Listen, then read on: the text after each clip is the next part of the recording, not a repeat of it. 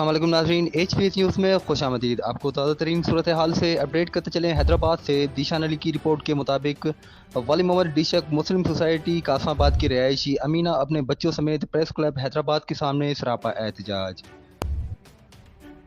जबकि उस हवाले से हैदराबाद के HPS न्यूज़ रिपोर्टर दिशान अली से रब्ता किया है। जी दिशान, मज़ीद तफसीलात से आगाह करें। जी कामरान, बेवा अमीना का कहना है कि शोहर को मरे हुए 8 साल हुए हैं।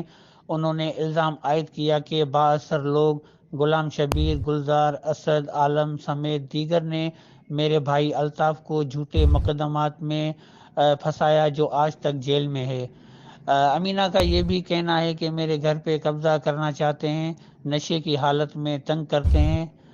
मज़ीद कहा कि घर की बिजली गैस भी काटी गई है। उन्होंने बाला इख्तियार से मदद की अपील तलब की है। जी कमरान। मकामी औरत ने बाला हुकाम से फौरी तौर नोटिस लेकर इंसाफ की अपील की।